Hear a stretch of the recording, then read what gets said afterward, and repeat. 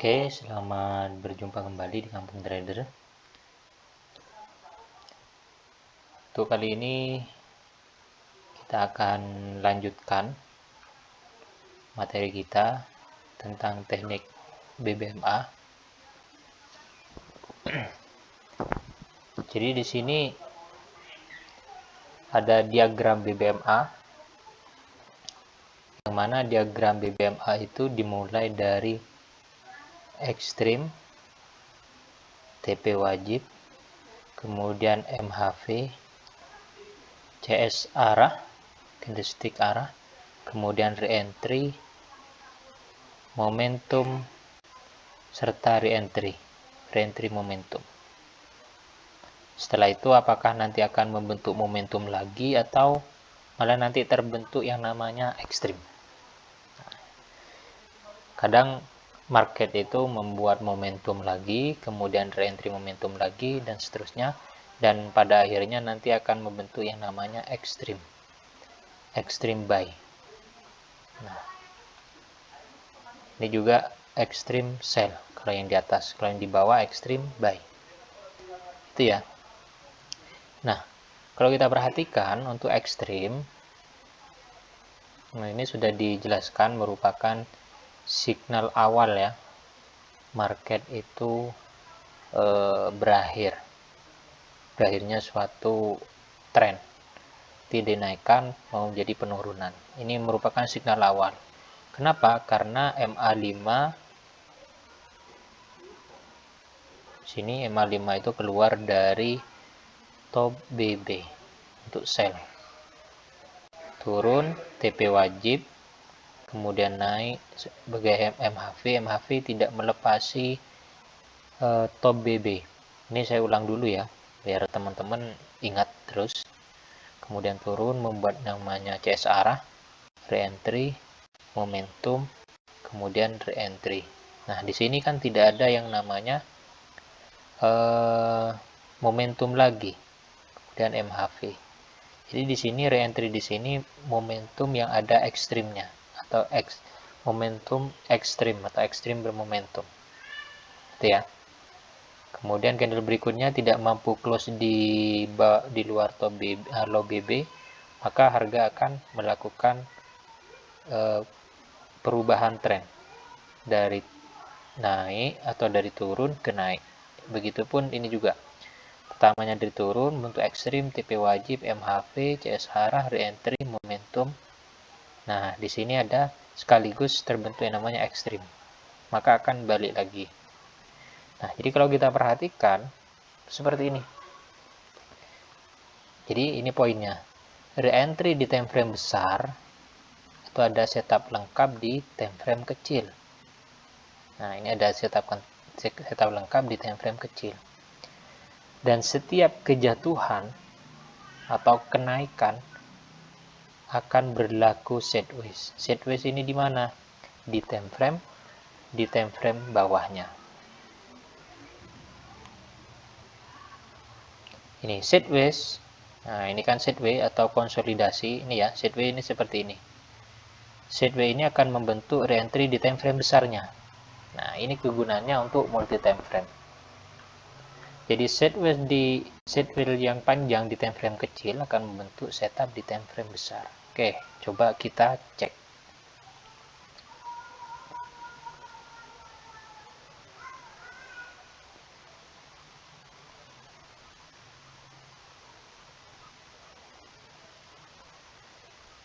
Ini tidak usah jauh-jauh. Oke, dari sini.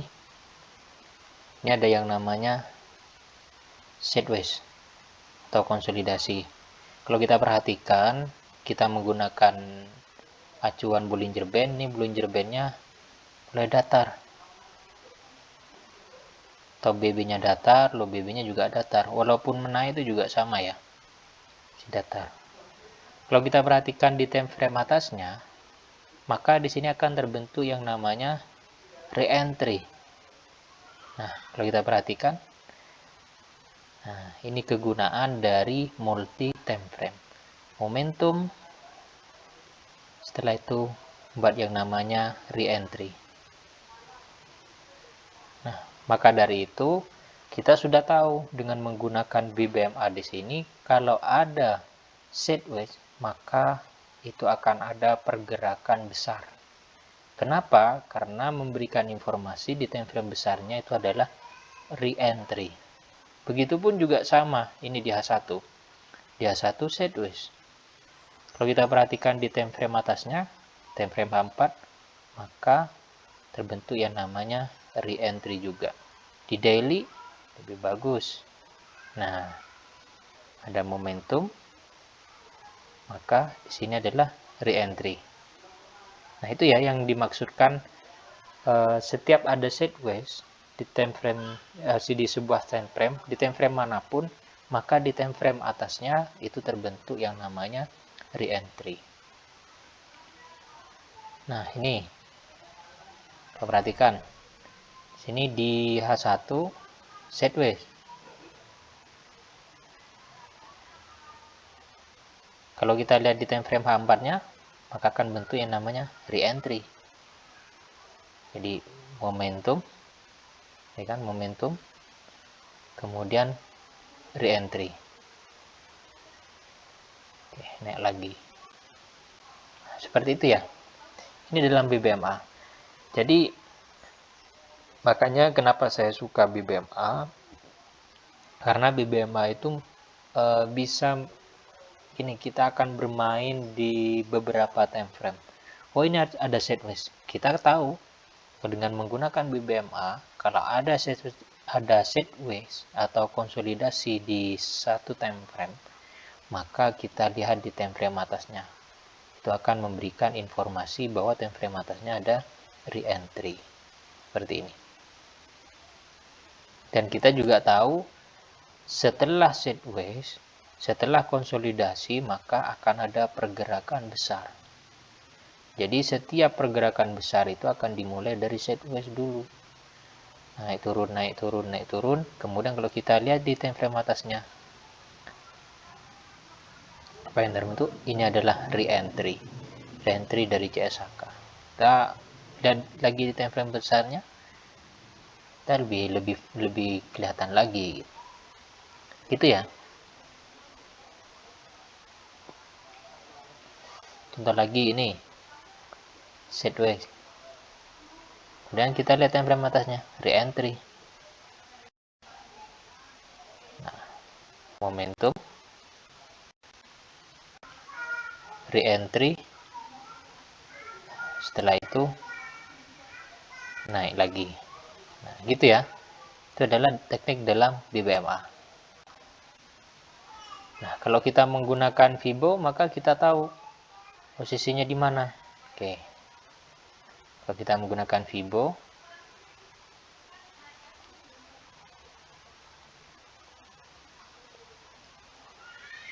kita bisa menggunakan data seperti ini. Oke. Juga sama. Nanti saya akan bagikan untuk settingan Fibo-nya ini. Ini adalah Fibo Mosang. Setelah nanti semuanya selesai ya. Nah, ini adalah Fibo-nya. Untuk level-level Fibo-nya. Ini kenapa ini tulisan angka-angka seperti ini? Saya kasih persen dan dolar. Maka akan muncul poin-poin seperti ini. Seperti di samping.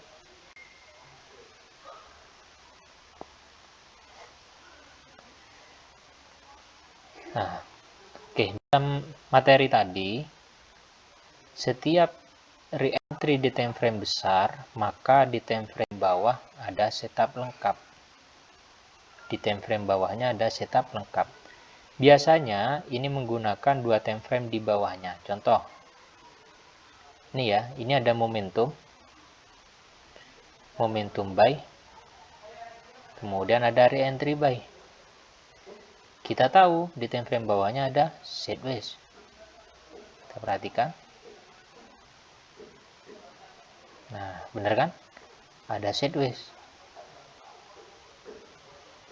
Nah, ini tadi di area MA5, MA10 low ya. Nah, ini MA5, MA10 low. Kalau kita perhatikan di time frame kecilnya atau dua time frame di bawahnya, maka akan ada yang namanya setup lengkap.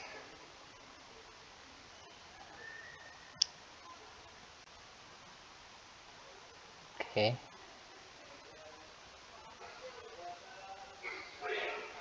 Nah, ini ya, ini yang momentum tadi, ini saya hapus dulu biar tidak mengganggu. Nah, ini adalah candle momentum di H1 tadi. Candle momentum di H1. Nih. Sama ya? Ini candle momentum di H1. Kemudian akan ada yang namanya re-entry.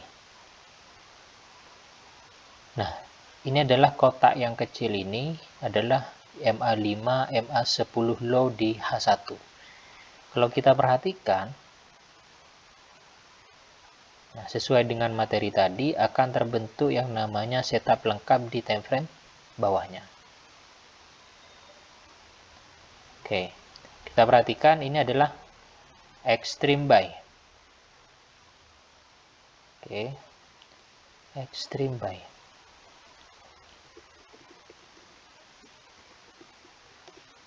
Oke, di sini extreme buy, kemudian langsung membuat yang namanya CSAK, atau nanti bisa dikatakan juga di sini TP wajibnya di sini ya, karena ini ekstrimnya, kemudian TP di sini. Cuman setelah itu langsung membuat yang namanya CSAK, tidak membuat MHV dulu. Tidak apa-apa, karena market itu tidak selamanya mengikuti struktur seperti ini. Tidak akan tidak selamanya terbentuk struktur lengkap ekstrim, TP wajib, kemudian MHV, CS arah, re-entry. Tidak ya. Tapi kalau untuk CS arah, untuk selanjutnya setelah ini sudah terbentuk. Akan terbentuk yang namanya re-entry, momentum, re-entry seperti itu. Cuman untuk yang di depan di sini itu kondisional, tergantung dari market. Oke, ini extreme buy, kemudian CSAK.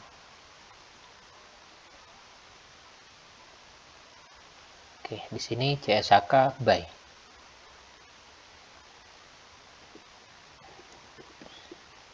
CSAK buy. Setelah itu candle naik membuat momentum. Setelah CSAK membuat yang namanya re-entry dulu. Re-entry CSAK.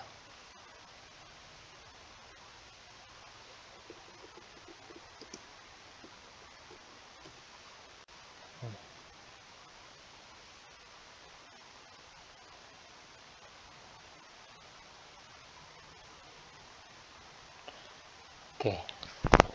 Setelah itu kemudian candle mencoba untuk naik, membuat momentum, namun setelah itu turun, membuat yang namanya CSAK dan membentuk MHV. Ini masih dalam kotak re-entry. Ini saya ganti warna dulu supaya berbeda. Oke, saya kasih warna ini ya,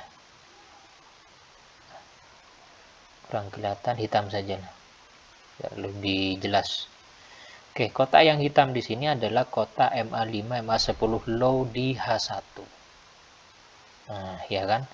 Makanya terbentuknya ekstrim, kemudian TP wajib atau nanti CSAK, kemudian MHV itu biasanya ada beberapa candle test MA5, MA10 low beberapa kali. 1, 2, 3, 4. Baru setelah itu naik. Nah, maka di time frame bawahnya juga sama, akan membentuk yang namanya itu tadi. Selembar momentum turun lagi membuat yang namanya MHV. Nah, ini ekstrimnya di sini, MHV-nya di sini.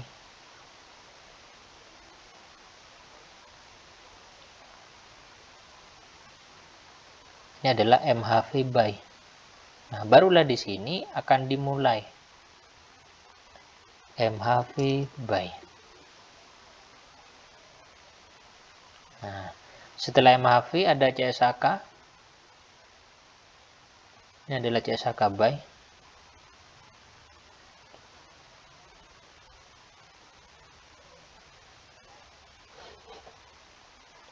Kemudian turun buat re-entry buy.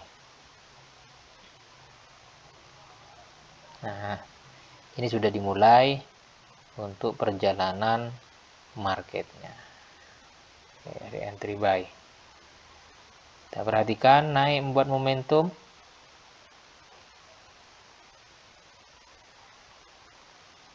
Kemudian re-entry.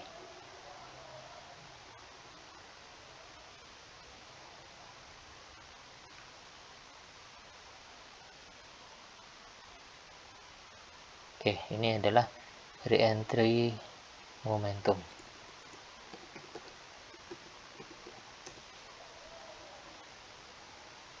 Sedangkan di sini momentum buy.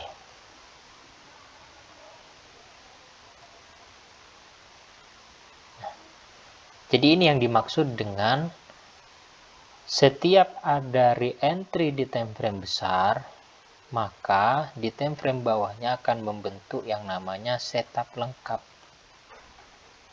Jadi akan bentuk yang namanya setup lengkap. Ada extreme buy, CSHK buy, re-entry buy, MHV buy. Nah, seperti itu.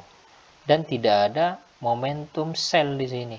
Kenapa? Karena yang kita ketahui di time frame satunya adalah re-entry buy. Maka di sini semuanya setup lengkapnya adalah setup buy.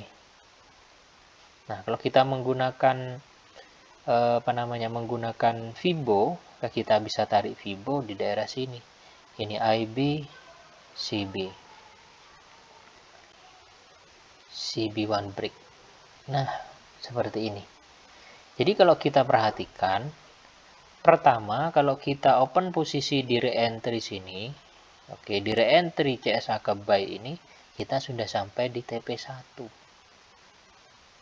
Dia tes TP1, kemudian turun kembali ke entry point level 50, kemudian 23 dan 61 di sini.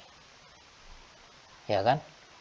Nah, terus bagaimana? Nah, ini kegunaan dari Fibonacci. Biasanya saya akan pasang SL itu di bawah level 0. Di sini. Jadi selagi belum menyentuh XL, ya sudah. Gitu. Ini adalah MHV, kemudian naik, membuat yang namanya momentum. Kita tahu, oh ini momentum, ini sudah sampai di target TP1. Kemudian turun lagi, membuat re-entry. Kita tahu destinasinya ketika sudah TP1, dan di mana TP1 itu adalah momentum, maka target selanjutnya adalah TP2. Nah, sampai TP2 di sini kalau kita perhatikan, di TP2 nah, yang mula ada momentum, ya kan? Kemudian ada re-entry, kemudian ada momentum lagi, ada re-entry lagi, dan di sini tidak mampu membuat yang namanya momentum lagi. Jadi ini adalah MHV. Nah, biasanya ini adalah tempat-tempat saya nanti open posisi juga untuk reversalnya, kebalikannya. Jadi banyak sekali ketika kita nanti gabungkan dengan Fibo musangnya atau Fibonacci-nya di sini, nanti kita tahu oh kira-kira harga itu akan kemana tempat kita untuk XL, kemudian SLTP-nya. Jadi kita tahu gitu kan dengan menggabungkan ini. Oke, kita perhatikan. Nah, ya kan? Enak gitu loh. Oke, seperti yang semalam. Yang tadi malam untuk gold. Nah, kenapa saya open posisi? Tadi malam saya open posisi sell di sini. Karena kalau kita perhatikan, kita gabungkan dengan SMC ya, Smart Money Concept. Nah, ini sudah sampai di swing order block. Cuman kalau kita menggunakan Fibo juga bisa gitu loh. Coba ini saya akan gunakan Fibo. Kenapa saya open posisi di sini? Oke, kita lihat time frame bawahnya untuk penarikan Fibo.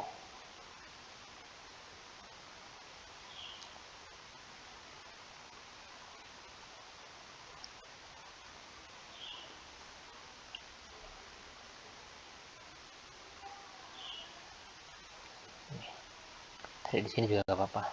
Bisa. Nih, IBCB sini.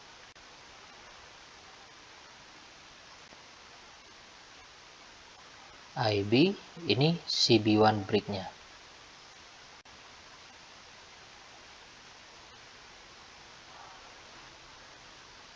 Oke. Jadi kalau kita perhatikan, ini tadi malam sudah nyentuh di TP2. Ingat ya. Ingat kalau menggunakan Fibo, itu adalah targetnya adalah TP1 di sini.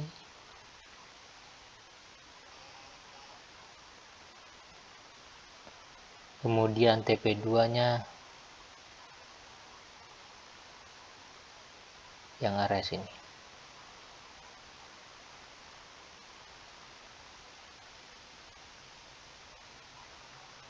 Nah, pas kan? Ini adalah masuk di TP2. Kalau kita gabungin dengan Smart Money Concept juga sama gitu. Jadi sebenarnya dengan penggabungan ini kita nanti tahu, oh kira-kira nanti akan membuat koreksi atau reversal itu di mana, di poin berapa. Jadi tidak asal-asalan, kalau kita perhatikan tidak asal-asalan kita entry terus. Nah, kalau kita perhatikan ini tarikan Fibo tadi break di TP1, kemudian candle bermain-main tes lagi TP1 dan naik lagi ke TP2. Itu ya, kalau kita tarik bisa juga.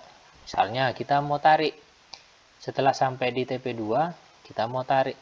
Biasanya kalau saya biasanya scalping ya tinggal tarik di ini saja sih. Di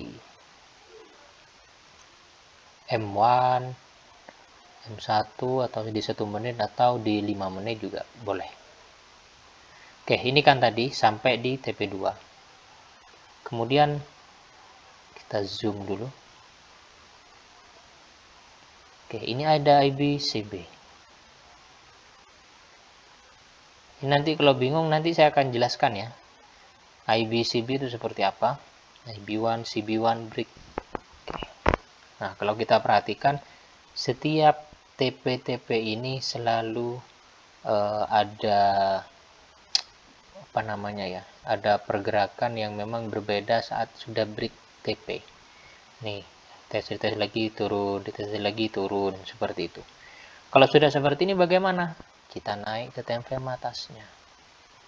Kalau misalnya sudah mampu di break, jadi nggak usah diambil pusing ya. Ini udah selesai, udah sampai TP3, ini bagaimana? Nah, nanti kita bisa menggunakan satu time frame atasnya lagi untuk menariknya lagi. Seperti itu. Nah, ini tadi malam sudah sampai TP1 juga. Ya kan? 1 dan mau naik lagi. Oke, itu salah satu cara untuk menganalisa atau materi tadi. Setiap ada re-entry di time frame besar, maka kita lihat di time frame bawahnya. Apa yang kita tunggu di time frame bawahnya adalah setup lengkap. Oke, kita misal di sini ada re-entry. Sini ada re-entry. Kemudian kita pergi ke time frame bawahnya. Biasanya 2 time frame di bawahnya. 1, 2. Berarti H1, kalau H4 di sini ada re-entry, berarti kita lihatnya di M15.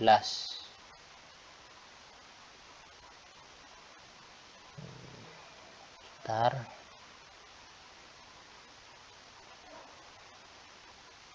Nah, oke, di sini ya. Nah, Kalau kita perhatikan di time frame 15, apa yang terjadi? Membuat yang namanya ekstrim. Setelah ekstrim, dia langsung membuat yang namanya CSHK buy. Setelah CSHK buy, kemudian re-entry buy. Namun di sini tidak sampai ke MA5 MA10, tidak masalah. Kemudian momentum re-entry buy. Terus seperti itu sampai ke atas. Nah, gitu ya. Kita bisa tarik juga Fibo-nya. Kita tarik Fibo. Boleh tarik Fibo. Nah, kita perhatikan. Kalau kita tarik Fibo, maka sudah break TP1, dia tes lagi ke bawah, kemudian break TP2 dan lanjut ke TP3. Nah, ya kan? Nah, jadi ini biar kita tidak bingung. Jadi setiap TP nanti itu kita perhatikan apa yang terjadi, apa yang terbentuk. Nah, gitu ya. Nah, di sini adalah TP3-nya. Ini TP2. Kemudian TP1.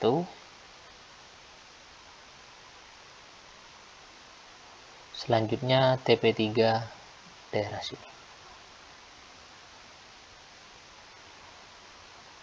Perhatikan setelah TP3 seperti apa market. Nah, gitu ya. Nah, itu cara untuk membaca atau menganalisa pergerakan market dengan menggunakan teknik BBMA. Jadi perlu diperhatikan yang tadi ada setiap ada re-entry, maka di time frame bawahnya akan ada sideways seperti ini. Tuh. Kalau naik juga sama, tinggal kebalikannya saja. Kalau naik berarti gini. Nah, ini adalah di time frame bawahnya. Jadi kalau ada sideways seperti ini, kita lihat satu time frame atasnya, maka akan terbentuk yang namanya re-entry. Gitu ya. Nah, ini nanti karena ini sudah selesai, saya anggap selesai untuk BBMA-nya. Tinggal nanti ini kan untuk open posisi di setup re-entry. Nah, nanti kita akan bahas bagaimana cara untuk entry di ekstrim. Kemudian nanti MHV, ada juga kemarin ada yang menanyakan bagaimana cara untuk entry di MHV. Nah, kita akan bahas. Dan bagaimana nanti ketika digabungkan dengan Fibo-nya. Nah, kalau kita perhatikan nih. Oke. Ini tadi malam. Kalau menggunakan cat kosong seperti ini enak. Maksudnya sama saja gitu loh. Kita cukup menggunakan Fibo.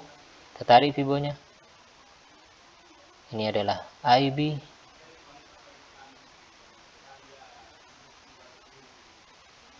Oke, ini adalah IB. Oke, ini adalah CB1. Nah, IB CB1 berarti. Kita pun posisi sampai di TP2. Oke. Nah, seperti itu ya.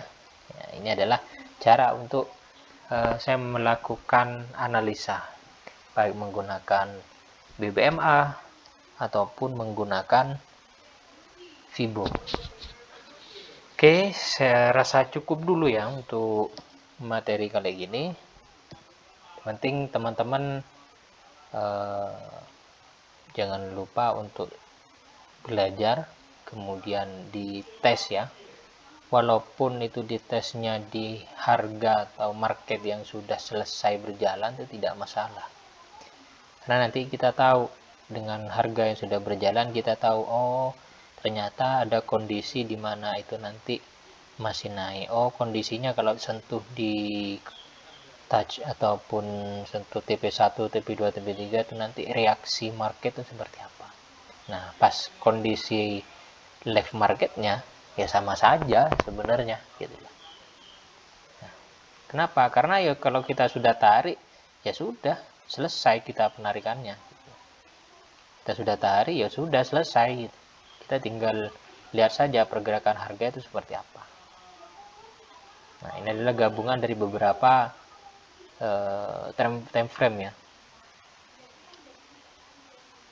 Kalau misalnya teman-teman ada yang mau ditanyakan, silahkan ditanyakan di kolom komentar. Nanti saya akan, insya Allah saya akan respon. Kalau misalnya butuh dibuatkan video, nanti saya akan jawab menggunakan video. Jangan lupa ya, like, komen, dan subscribe, dan juga share kepada teman-teman yang membutuhkan. Terima kasih semua. Sehat-sehat semua, lancar rezekinya semua. Salam profit.